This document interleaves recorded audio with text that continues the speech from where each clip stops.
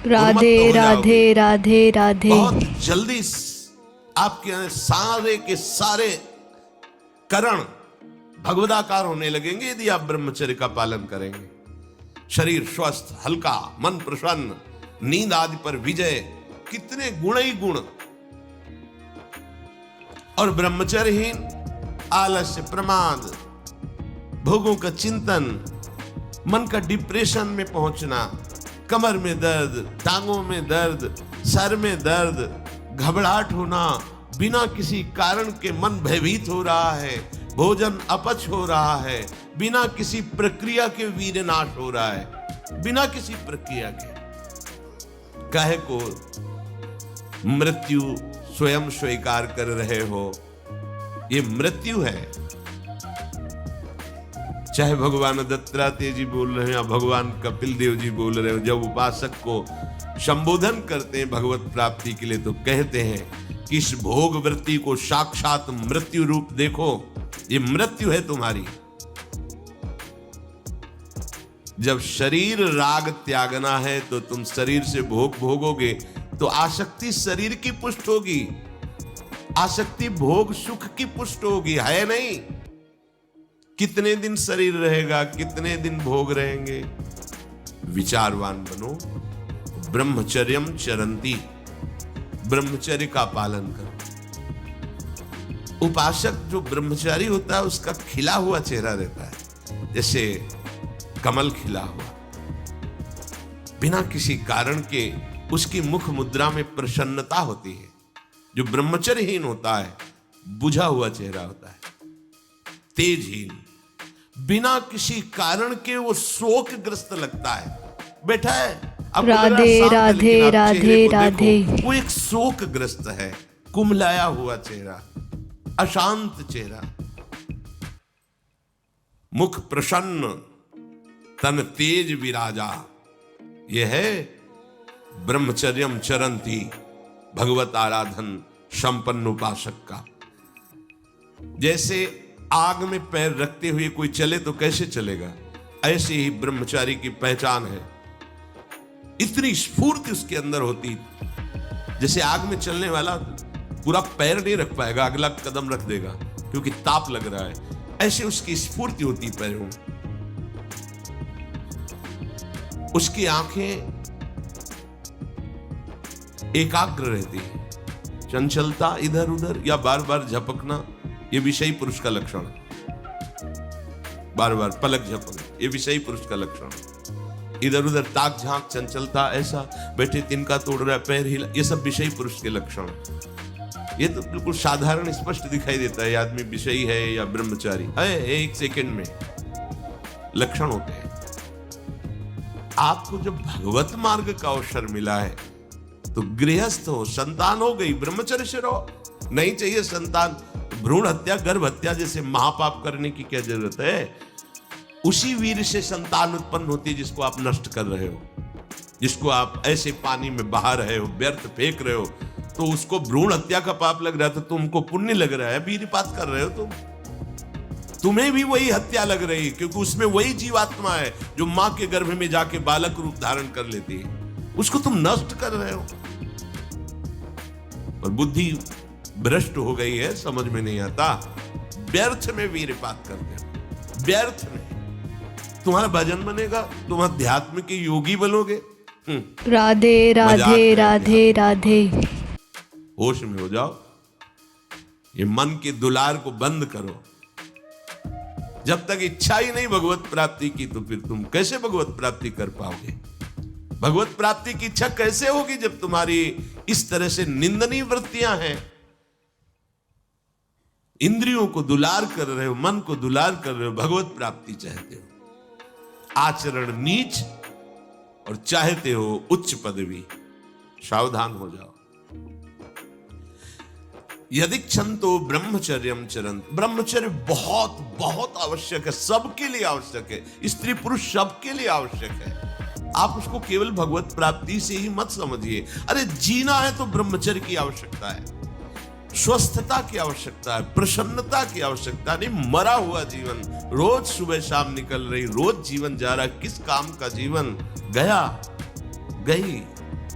रात्रि गई, दिन गया, समय जा रहा है, तुम्हारा उद्देश्य क्या है? तुम्हारे हाथ क्या लग रहा है? क्या प्राप्त कर रहे हो?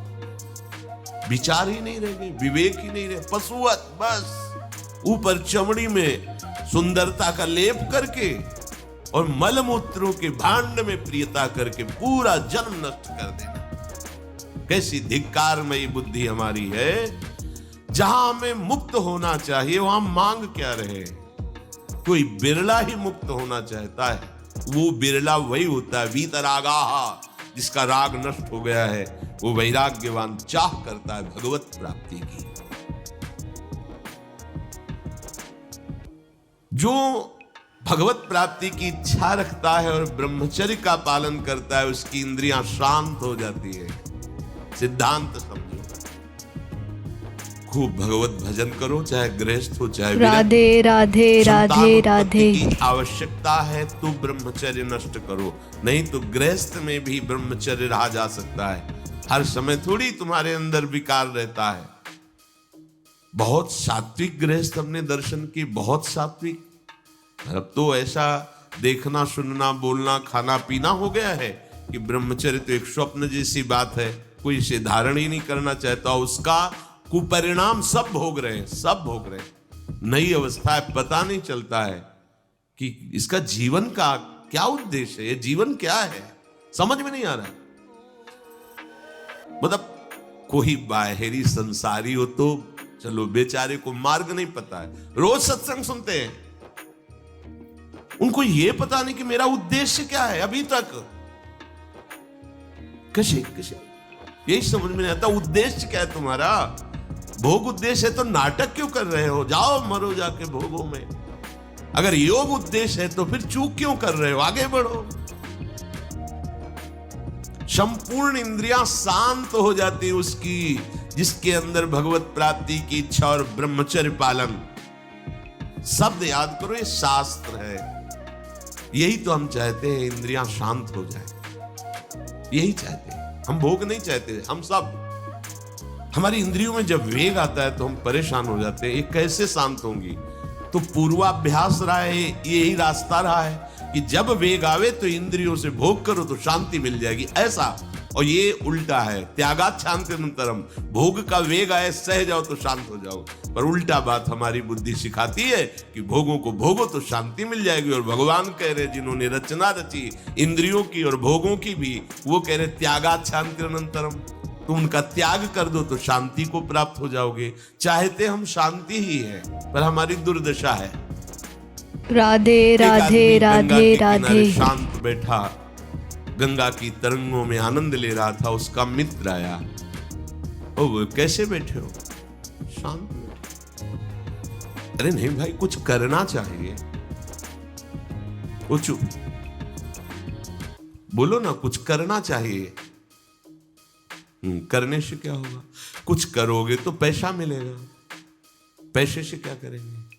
भोग सामग्री लेंगे। भोग सामग्री से क्या करेंगे? भोगेंगे। भोगने से क्या होगा?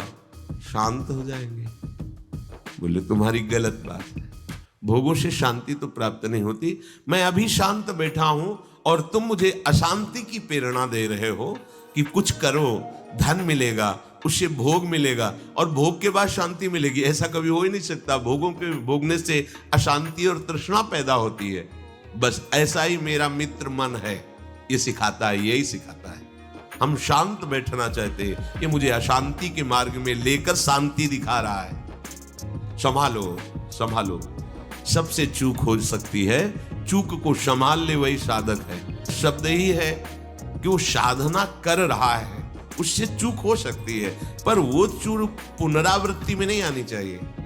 एक बार चूक हो गई, संभाल लिया। भगवान उस चूक को चूक ही नहीं मानते जो संभाल ली जाए।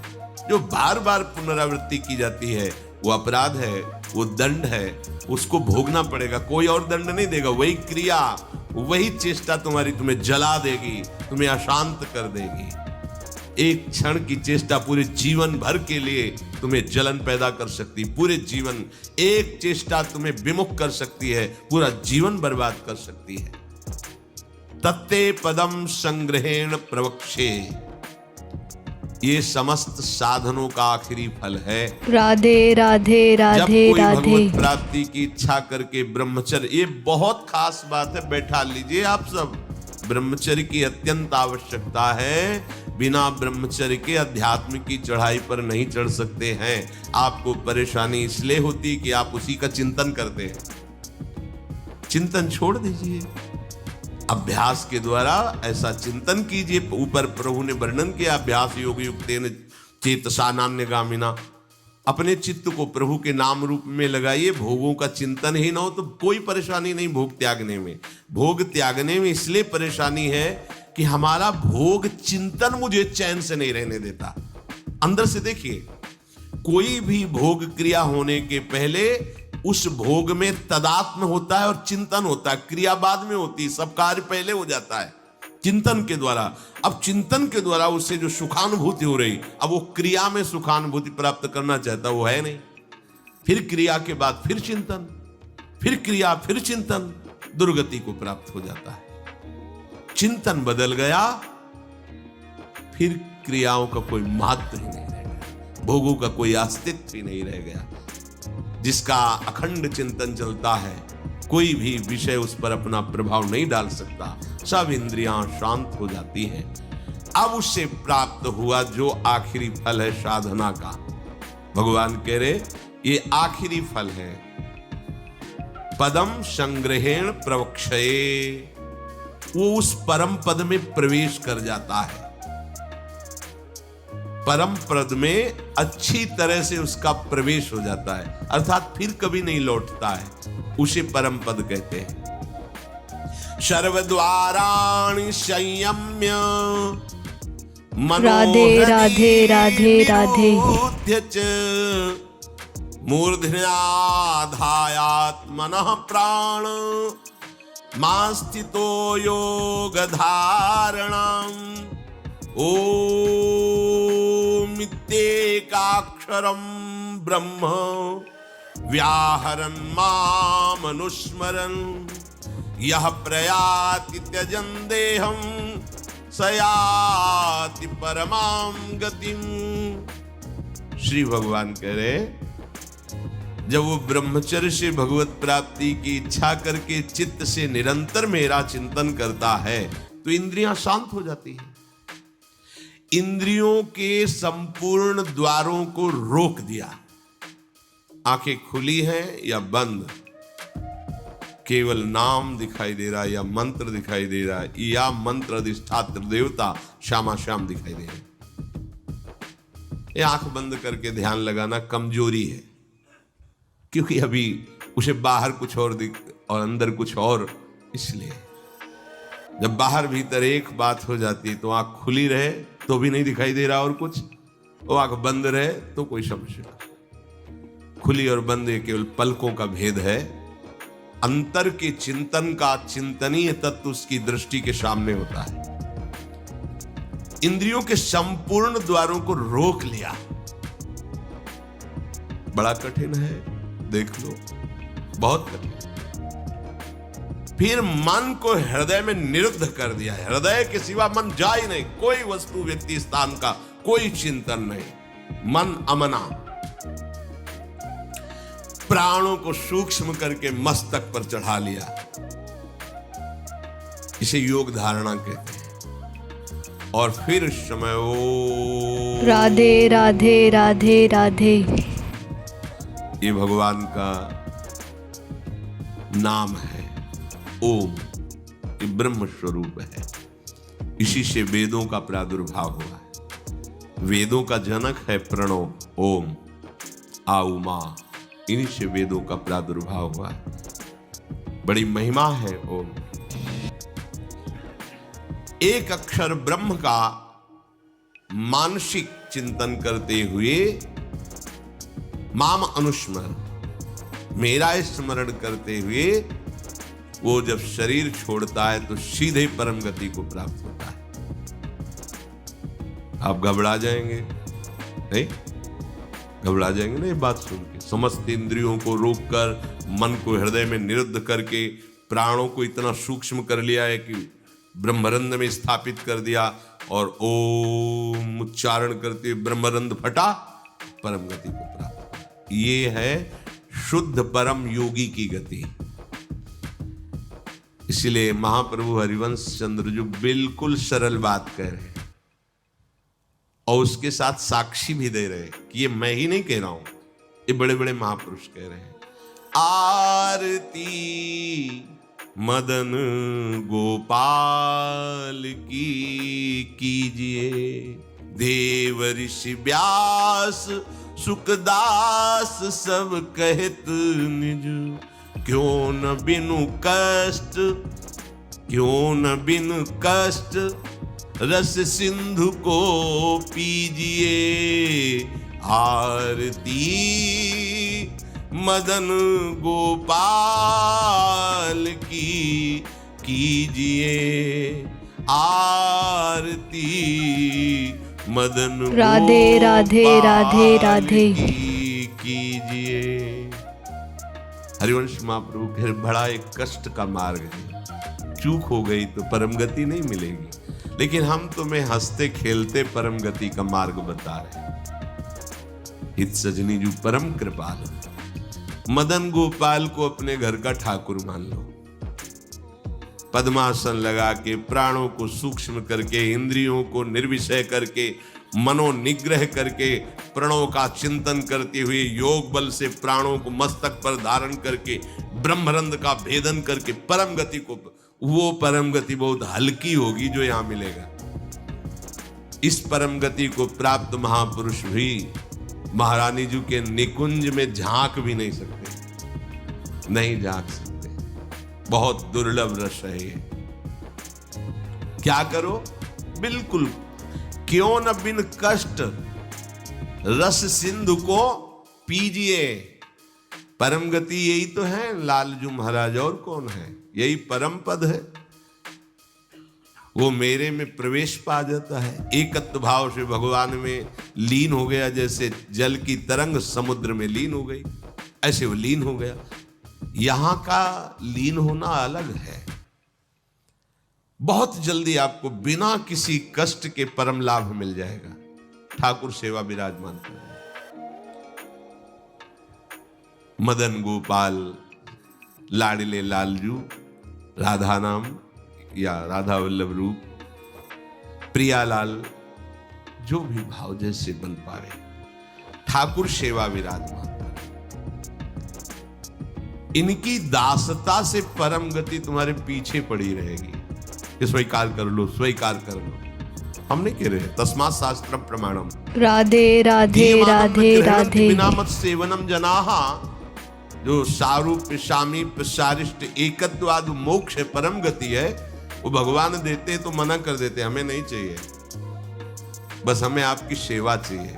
बिना मत सेवनम जनाहा, आपकी सेवा छूट जाए ऐसा मुझे मोक्ष आदि नहीं चाहिए, परम गति नहीं चाहिए। महाप्रभु कह रहे क्यों कष्ट में कदम रख रहे हो? आओ, बिल्कुल सहज सरलता से परम गति तुम्हारे पीछे पड़ी रहेगी और रस सिंधु का तुम पान करोगे। क्या? इन ठाकुर का श्रृंगार करो। बहुत रिजवार है, इनको आपका भाव चाहिए।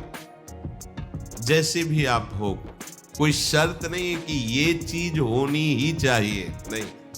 देखो, बाजरे की रोटी और नमक, धन्ना जाट, कुछ नहीं है, दूसरी वस्तु नहीं है ही नहीं घर में। और ठाकुर साथ खेला कि नहीं खेला? आज तक वर्णन किसी भोग का ठाकुर जी ने नहीं किया। वाह वाह, सुदामा के तंदुल पाके बोल पड़े वाह। आज जो तृप्ति मिली, वो सबरी के बेर पाकर के ठाकुर जी को तृप्ति हुई। तो अगर 56 भोग से तृप्ति होती तो फिर बात अलग थी कि हम गरीब कैसे भोग लगा पाएंगे। लेकिन हमारे ठाकुर को आपका भाव चाहिए। गर्व है कि मैं 56 भोग लगाता हूं, ठाकुर ने देखा भी नहीं, दृष्टि भोग भी नहीं लगाया, क्योंकि गर्व रूपी दूषित वस्तु उसमें पड़ी है और भाव रूपी परम स्वादिष्ट वस्तु पड़ी है। तो बाजरे की रोटी को रोकना पड़ा धन्ना जाट को कि तू 3 दिन हो गए पूरी रोटी खा लेगा तो मैं भूखा रह जाऊंगा। राधे राधे राधे राधे।